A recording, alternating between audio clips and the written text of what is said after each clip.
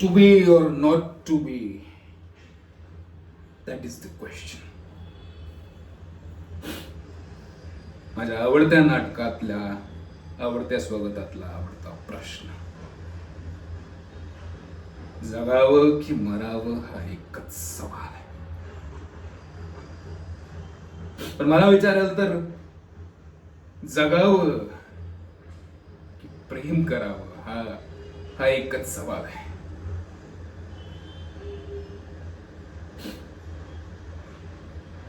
आपल्या बाबतीत एक सॉलिड घोटाळा आहे बरं का.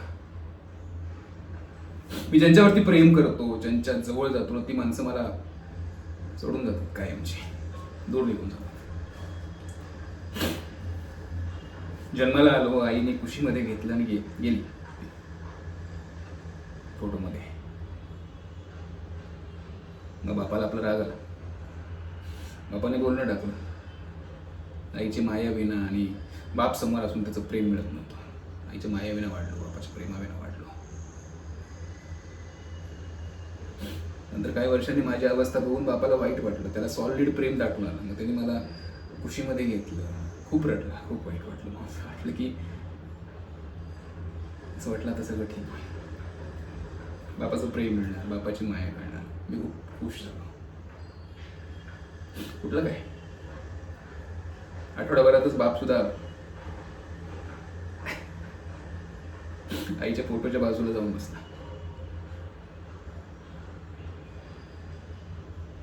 मी ठरवलं आता परत कधीच कोणाच्या जवळ जायचं नाही, कधीच कोणावरती प्रेम नाही करायचं. ठरवून टाकलं. माझ्यावरती प्रेम करणारी, माझ्यावरती आईची माया करणारी, बापाचं प्रेम करणारी माझी एकमेव व्यक्ती तेवक्का काकू. खूप प्रेम आहे मला तिच्यावरती. तिच्यापासून सुद्धा दूर राहिलो माझ्यामुळे तिला त्रास नको व्हायला म्हणून. हा गाव, इथली माणसं सगळं मला फार प्रिय आहे.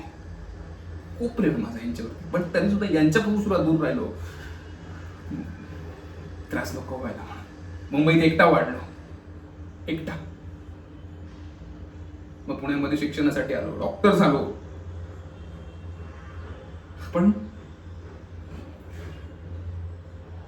लोकांचा आजार बरा करणाऱ्या या डॉक्टर अभयलाच एक रोग जडला.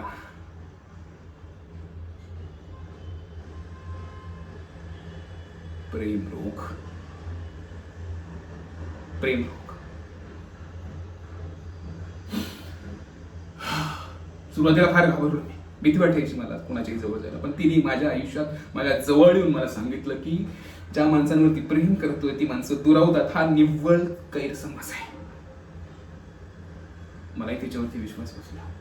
माहित नाही तिच्यात काय जादू होती. मी नकळत नव्याने स्वप्न बघायला लागलो. मला जगायला आवडू लागलं. मी मूर्खपणा करत होतो, मला कळलंच नाही. आम्ही वावत गेलो. बघता बघता आम्ही लग्नाचा निर्णय घेतला. एकमेकांच्या फार प्रेमात होतो. आम्ही कोर्टात लग्न करणार होतो.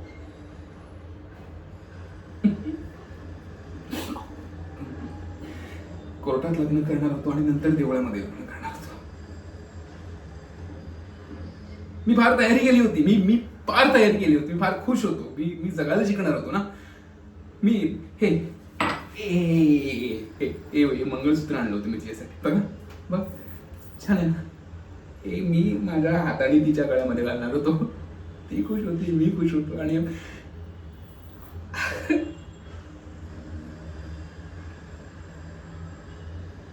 पण लग्नाच्या दिवशी माझी मनस्वी कोर्टात आलीच नाही. मी फार वाट पाहिली, बघितली तिची वाट पाहिली. मी रात्रभर तिथं बसून होतो, पण नाही आली ती. मग मी तिच्या घरी गेलो आणि मला कळालं की ती नाही ती जग सोडून गेली. ती पण त्या चौकटीमध्ये जाऊन बसली होती.